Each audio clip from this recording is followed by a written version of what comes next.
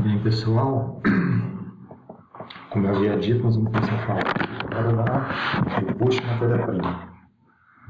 Antes de dar continuidade lá no estudo de caso Maringá, antes de resolver o quadro 9, que trata do custo de matéria-prima do caso Maringá, nós vamos lá na página 56 do caderno de exercícios, resolver o exercício 7. E na sequência, eu vou começar a resolver o exercício 8 com vocês, tá ok?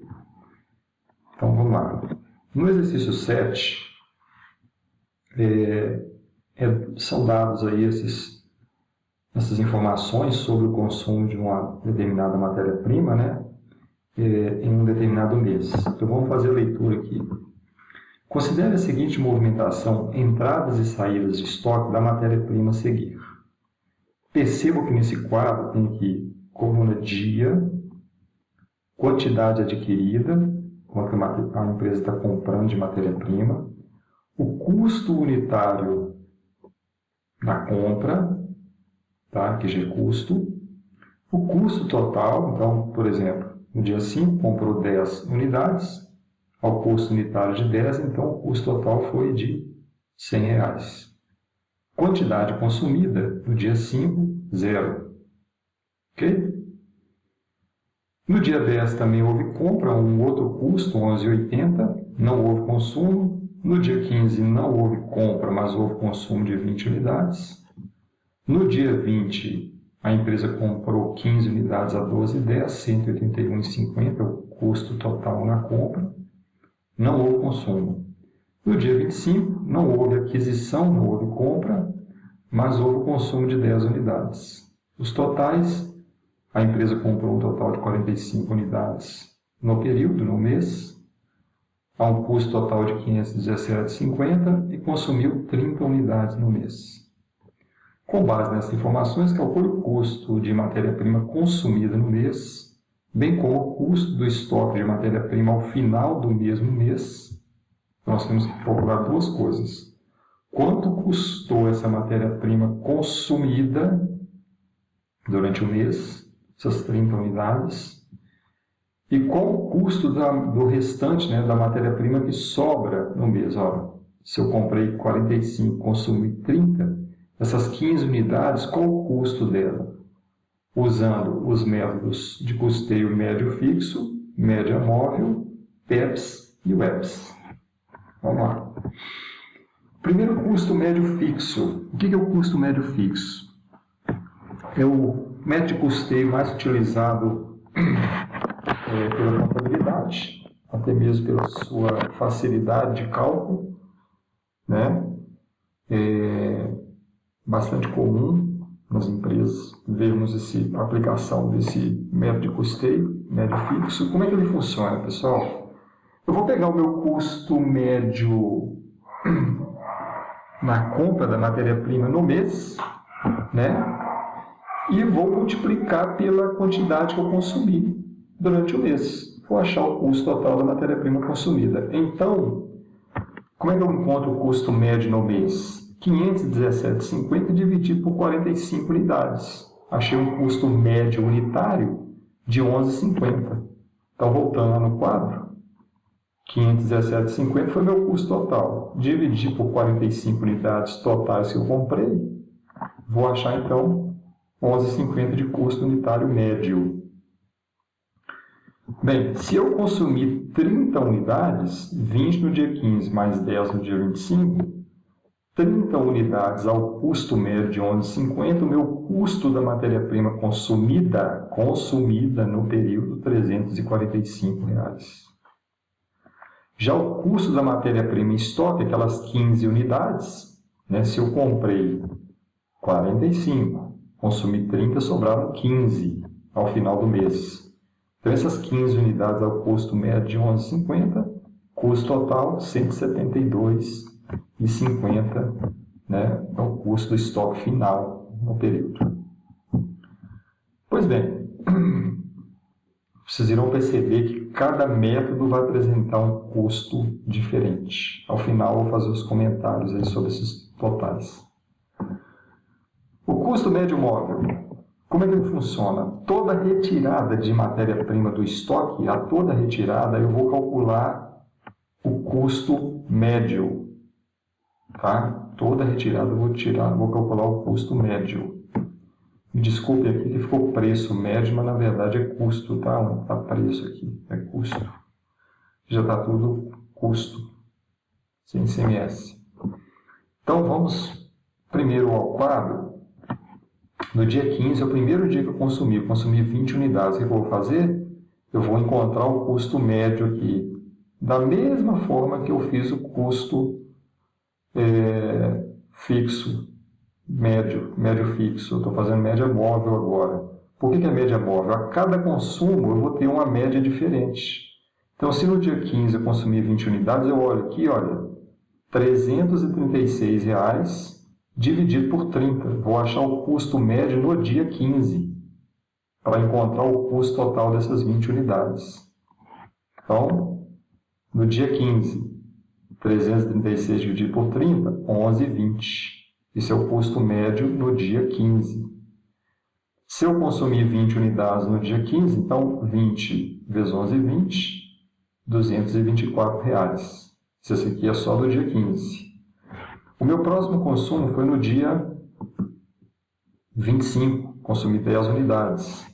Então, no dia 25, eu tenho, que é o dia 25, tá? E não 20. No dia 25, eu tenho preço médio 10 unidades que sobraram lá do dia 15, né? Que eu comprei 30 e consumi 20, sobraram 10. A qual o custo médio? 11,20. Então, 10 unidades a 11,20 mais 15 unidades a 12,10. Essas 15 unidades foram as que eu comprei no dia 20. Então, as 10 que sobraram daqui, ó, eu comprei 30, consumi 20, sobraram 10 a 11,20, né? O custo médio aqui. Mais 15 a 12,10. Perfeito? Então, eu encontrei 293,50 dividido por 25, 10 mais 15, vou encontrar um custo médio de 11,74. Então, no dia 25, nós estamos falando do dia 25, o custo da matéria-prima consumida, então, fica, eu não consumi 10 unidades, 10 unidades a 11,74, que é a minha nova média, né? Ela mudou de 11,20 para 11,74. 10 unidades a 11,74, 117,40.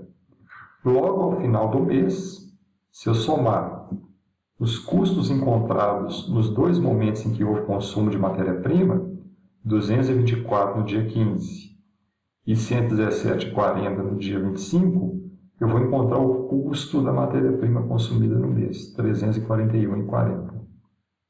Né? Bem, das 15 unidades que sobraram, qual o custo médio que eu vou utilizar para encontrar o custo médio do estoque final? 176,10. Eu vou utilizar a última média encontrada, 11,74. Então, estoque final, custo do estoque final, 15 vezes 11,74, 176,10. Está aí o cálculo do custo média móvel. Vamos falar agora do PEPS e do EPS. Primeiro, PEPS. Primeiro que entra e primeiro que sai. Isso é uma coisa que a gente nunca esquece, né? É o significado dessas duas siglas. Primeiro que entra, primeiro que sai. O EPS, última a entrar é primeira a sair. Que lógica é essa? Quando eu for consumir matéria-prima, quando eu for no estoque pegar matéria-prima, eu vou consumir sempre a primeira que entrou no estoque, a mais antiga, no caso do PEPS. Ok? Então, retornando ao nosso quadro, no dia 15, eu vou lá no estoque buscar 20 unidades. Como eu vou aplicar o PEPS, a primeira que entrou vai ser a primeira que vai sair. Então, eu vou priorizar para o meu consumo as mais antigas, a que entrou primeiro no estoque. Qual que entrou primeiro? Essas aqui do dia 5, não é? Então, 10 unidades a R$10. É o bastante para atender a minha demanda? Não. Então, eu vou completar com as 20 unidades adquiridas no dia 10, eu vou tirar 10 unidades daqui, ó. Então, pego 10 do dia 5 mais 10 do dia 10, para compor a quantidade total que eu preciso. Ok? Então, meu custo dessas 20 unidades aqui vai ficar o seguinte: 10 unidades a R$10, mais 10 unidades a R$11,80. Está lá, ó. 10 unidades a R$10, mais 10 unidades a R$11,80. Então, nesse dia 15, a matéria-prima consumida foi de 218. Próximo consumo, dia 25. Aqui.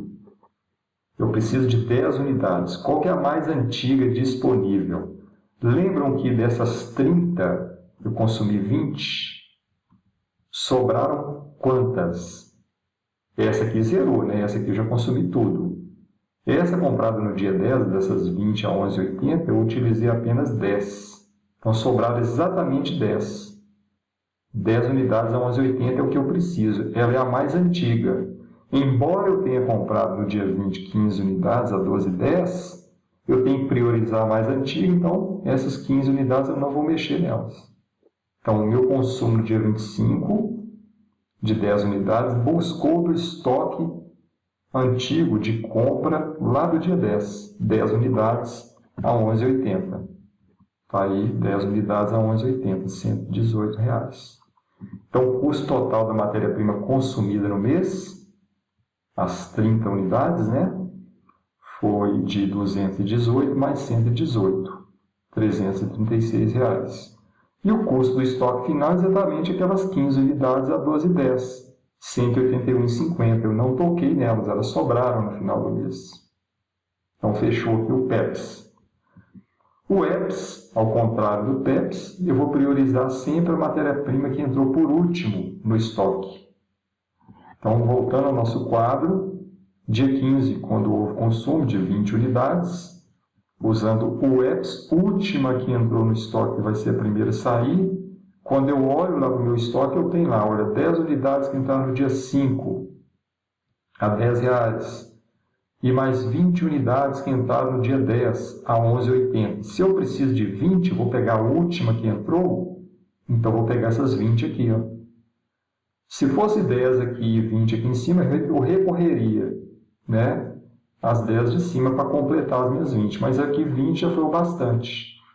Então, meu estoque no dia, meu custo da matéria-prima consumida no dia 15 serão as 20 unidades multiplicado a 11,80. Vai sobrar, então, no estoque aqui 10 unidades a R$10. Perfeito? No dia 20 eu vou comprar 15 unidades a 12,10. No dia 25 eu vou consumir 10 unidades. Então, para isso, essas 10 unidades, o que eu faço? Última a entrar vai ser a primeira a sair. Estou fazendo o EPS. Eu vou pegar as 10 unidades que sobraram lá em cima? Não. Vou pegar das 15 que eu comprei aqui, que eu adquiri aqui, ó. Então, essas 10 unidades custarão 10 multiplicado por 12,10. Dessa forma, sobra em estoque essas 10 unidades a R$10, mais 5 unidades a R$12,10.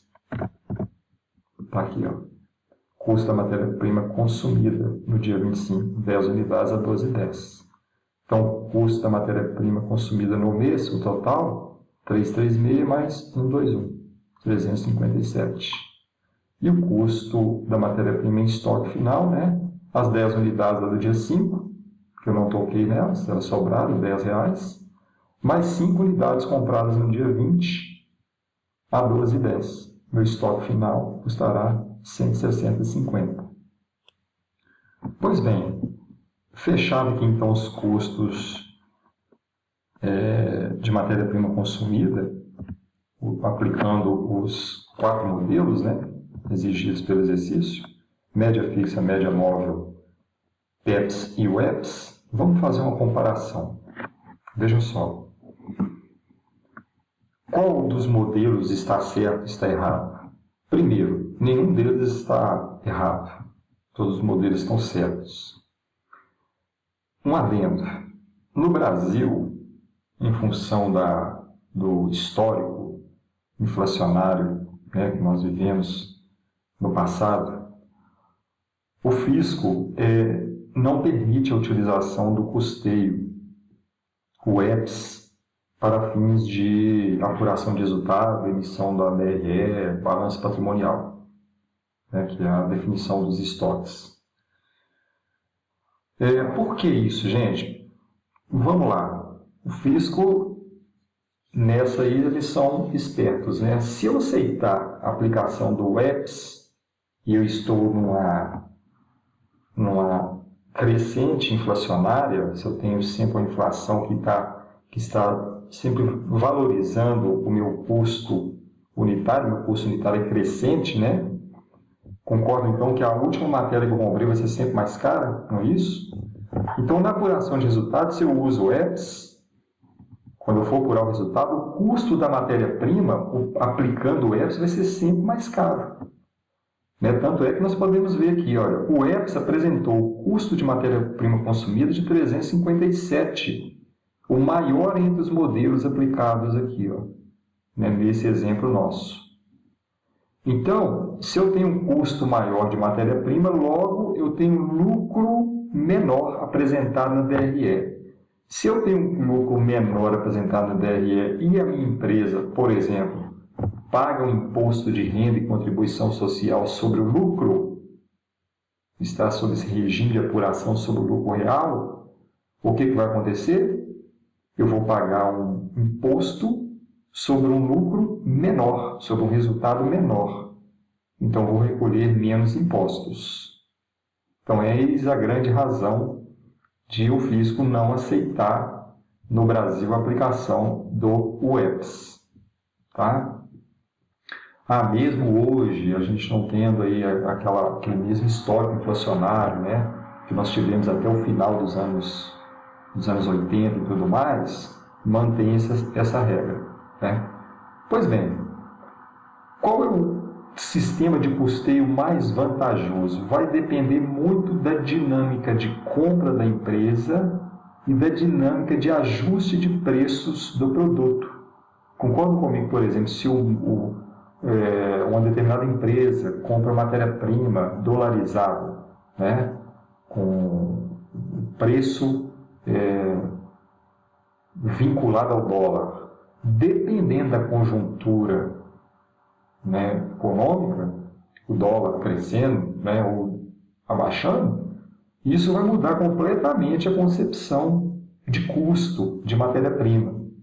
Né? O momento em que a empresa compra, às vezes ela compra grandes lotes a um custo, ela compra aproveitando um custo baixo, ok?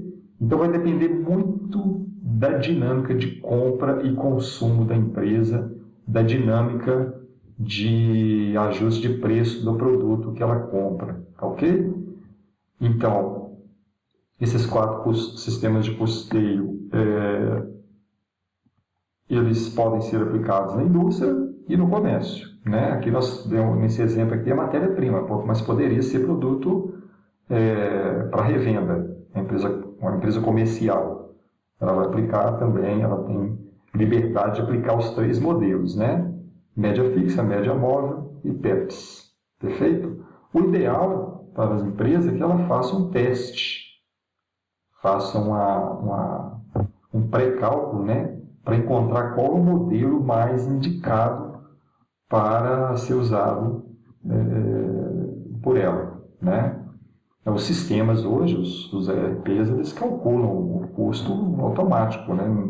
Não fica ninguém calculando isso na mão hoje, mas nós devemos entender e saber para que possamos ajudar as empresas a maximizar os seus resultados. Né? Gerencialmente, quando eu falo gerencialmente, é o seguinte: na minha controladoria lá, que eu não teria responsabilidade nenhuma para prestar informação para fisco e nem nada, é muito comum a gente ver a utilização do EPS, né? Pegar o último custo para ser o quê? Pessimista.